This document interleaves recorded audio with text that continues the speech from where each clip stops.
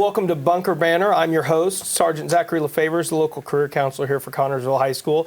I have a special guest with me, First Sergeant Guillermo Bonilla. First Sergeant, thank you for being here and taking the time to answer some of our questions. First off, let's just kind of start simple. Where did it all start, and how did we end up here? Okay. Well, so I was not originally from the U.S. I came here when I was about 10 years old. Originally moved to Massachusetts, close to Boston, about 40 minutes away north, next to New Hampshire. But as soon as I became a citizen and 17, I started talking to all the services. I was around 1998 when I enlisted, so I'm about to hit 26 years in about 2 days. I'll do 2 more, and then it's time to hang up the jacket, you know. But I originally enlisted as a military police officer. I wanted to be a police officer. I did get hired one, but I ended up loving this uniform and what it did to me, so I stayed, and the rest is pretty much history, and that's why we're here. So, but as far as what I've done in my career, I been on 2 deployments. I was assisted with the Hurricane Katrina about a month later after it happened, and I have multiple activations. Most of my career has been 1 week and a month, but I do have some active duty time. Currently doing something else in recruiting. So. Okay. Well, I mean, so tell me a little bit about military police background. Obviously, both of us have that similar background in military police. You have a significant amount of years on me in the Guard. So kind of give me an idea of, for somebody who is, say, looking at this and saying, I would be interested in law enforcement, how did being a military police officer in the Guard help you kind of make that connection and get your foot in the door there with local law enforcement? Okay. So my dream was always to be a police officer. Went to college, have a criminal justice background. Massachusetts is big into veterans. So I saw this as an opportunity to gain a little more insight on the actual law enforcement and to work up a network. Right. Because I know people say it's what you know, but it's really who you know. So when you work alongside other people in the military who outside of the military are already doing law enforcement jobs, firefighter jobs, or work out in the community, you can get better opportunities to be a police officer. That was one of the biggest reasons that I chose the National Guard. I actually started working with the Marines, the Navy, and I sat down with the active component. But at the time, I wanted my education as well as the experience. And for me, the National Guard, it was just in Massachusetts at the time, so it was perfect because I didn't have to leave my home. I could go to college, get it paid 100%, and get into law enforcement, which was what I actually started out this journey from. So you mentioned the 2 deployments. Were those compulsory deployments? Were those volunteer deployments? How did that come about? What? Okay. So deployments are, for me, they were not. They were all both volunteer. Okay. So my first one was taken back in time right now. 2002, I was in Afghanistan, and that was about 9 months. And my second deployment was in Iraq, and that was about a year. Okay. So I've had those 2 experiences. Okay.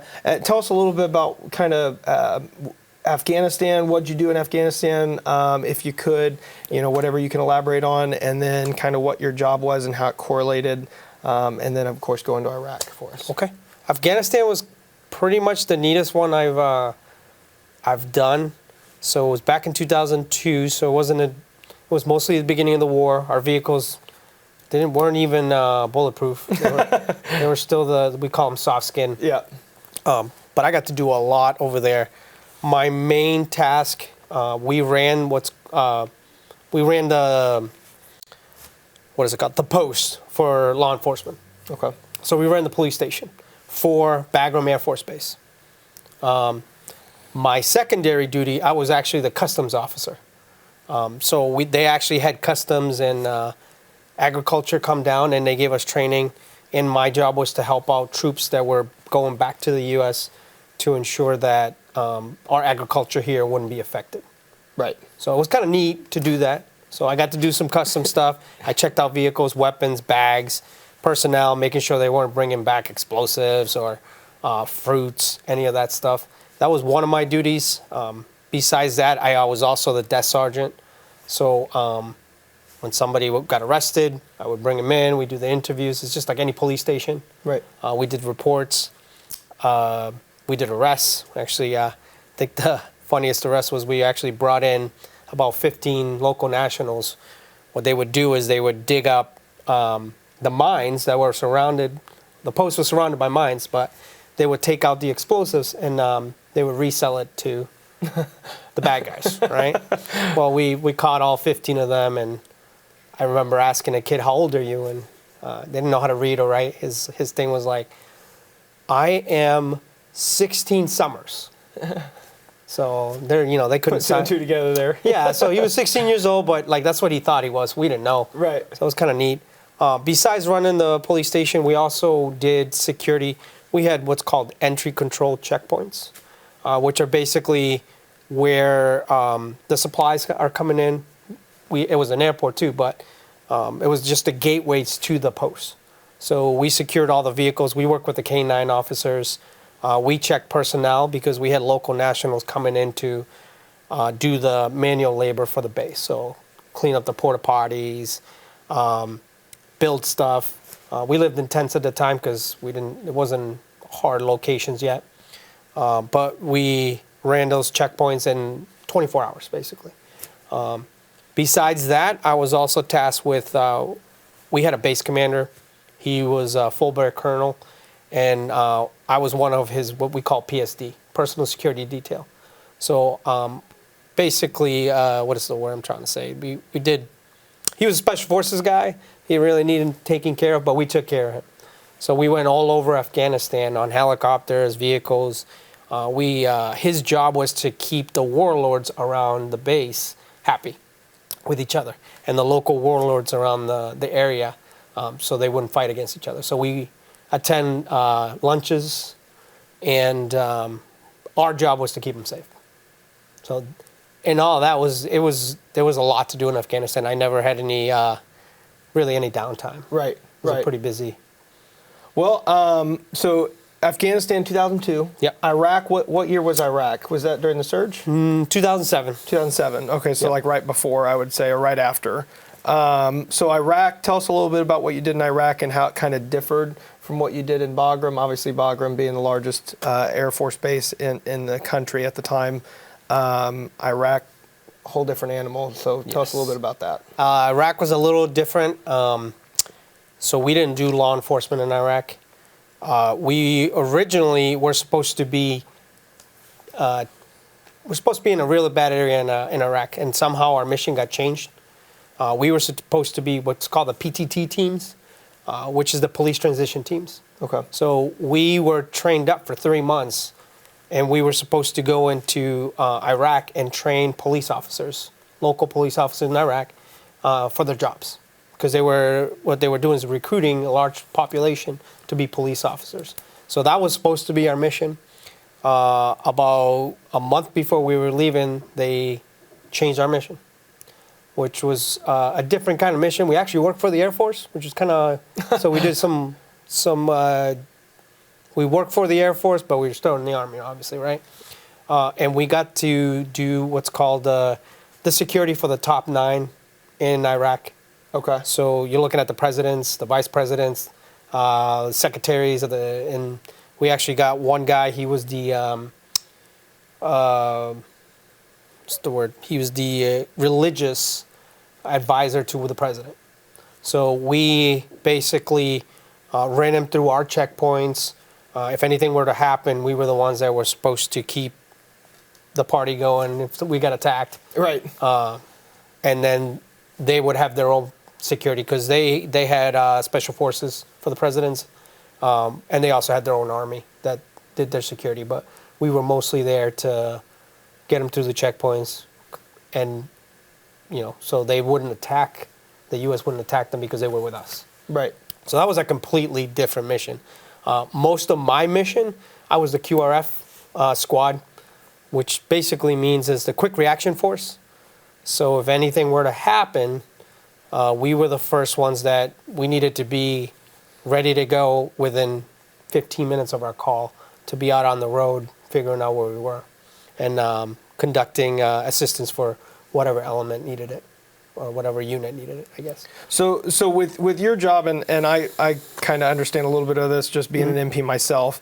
So with the three elements, we've covered combat support, obviously in Iraq. Bagram, you got a little bit of it, but it stayed with inside the wire. You mainly handled policing. And then also we talked about force protection and sort of that protection detail that we did in Iraq. So when we talk about kind of how that correlates with coming back home and being in the States, obviously only 2 years out of your 26 years was spent overseas. Tell us the kind of that extra 24 years being in the Guard and being here at home and how kind of those experiences helped you kind of build a career here and stay in for as long as you did. So it's kind of neat because the Guard, not only the president can call you up, right, and we could do something somewhere else, right? The president, basically the one in charge of the National Guard is the governor of that state. right. So I was in Massachusetts, which is, there's two.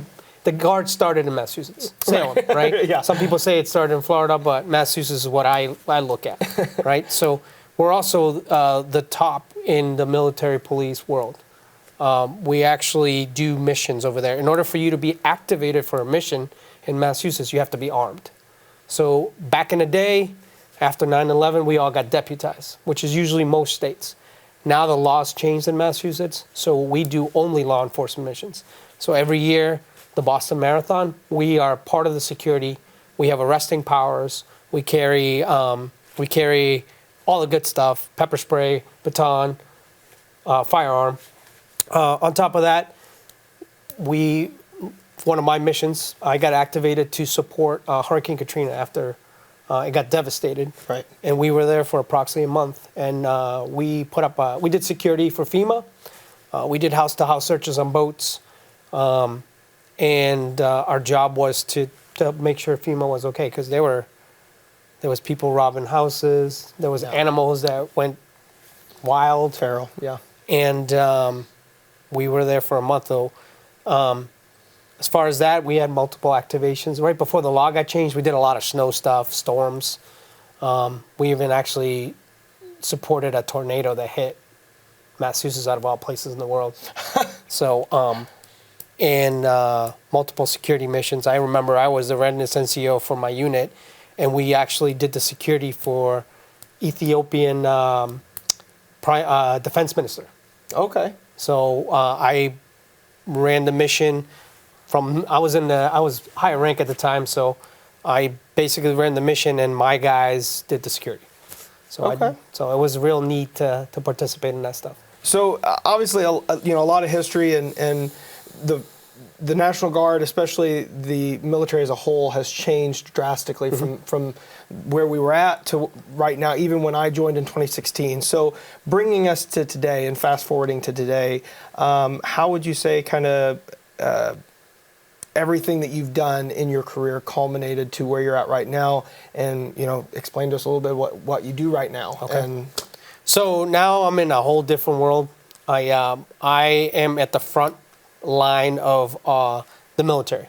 So basically, my recruiters, such as yourself and I, are the first phase for bringing in applicants into the military, to the National Guard. right. So we go out into the communities. We meet principals, mayors, youth groups, students, teachers, and we are passing on the information about what the Guard is, what it isn't, because a lot of people don't know. Right. We have the reserves, Yeah. we have the Army, then we have the National Guard. We all wear this uniform, the uniform says U.S. Army, right? Yeah. You walk around the street, everybody's like, oh, you're in the Army. Well, yes, but I'm also in the National Guard. Right. So our job is to educate the communities, the students, to be part of this organization. So that's what we do. I see myself as somebody who's providing opportunities because they did for me. One of the big reasons I joined is law enforcement, but I also wanted to pay for my education. Right.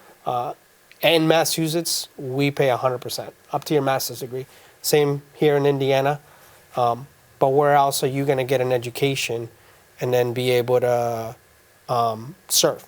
And not everybody's created equally, right? We have, because we are a state and we're federal, we provide two benefits. Right. And a lot of other recruiters will tell you, hey, I'm in the reserves, Army Reserves and Marine Reserves. Not to knock them, but they're all like, we pay 100%. No, you got to do your work. You got to find out what's best for you. If you want to be a Marine, be a Marine. Right. But go out there, shop, talk to all your recruiters. That way you can get the right information. And that, I mean, that brings me sort of to my next question, coincidentally, with how the National Guard has benefited you overall. Okay. Obviously, you went into the education portion, you went into the serving portion, but you know, you and I both know we identify and we try to identify for people what we call the motivators, what we call something that they want to join to be a part of. And that could be training, that could be adventure, that could just simply be money, steady paycheck as a part-time employee. What do you think your kind of motivator was, and how did you identify that, and what benefits did you get from this? So initially, obviously, my motivators are different. Right. I wanted college. Yeah. I wanted to wear this uniform. I wanted to serve a country that adopted me because I'm not from here, but I've been in here 26 years and I serve it proud. Today, it's benefited me a lot. I'm coming up in about December 2025, I'll be retiring. So I will get a full paycheck for the rest of my life. Might get some disability here and there. Definitely get my medical paid for the rest of my life. Yeah. And recently, in the last year, I purchased a home. I live in Richmond, Indiana. I purchased a home through the VA home loan. Yep. And out of pocket with getting the house checked and ready, I paid $3,500. That's no down payment. Right. So it was a great opportunity there. Never used it. I thought it was a pain in the butt, and then I used it, and it was a lot easier than most of my stuff. Besides that, I'm financially set. The guards provided a TSP, a 401k kind of program for my retirement. Supplementing that retirement. Right. I have a bachelor's degree. I have the opportunity to finish my master's now, and the guard pay for it, or I can do it when I get out. Right. I have an extensive leadership. I've gone through about every rank there is except for Sergeant Major. So I've been leading troops, since I was 20 years old up to today, where I've got 13 recruiters, 2 assistants, and we run a training site for the new kids coming into the military. Right. So, I have over 80 soldiers under my command, and it's neat. I mean, I'm only 43, and I'm gonna be retired at 45, which is another great, amazing thing. So now the guards give me the freedom to do something.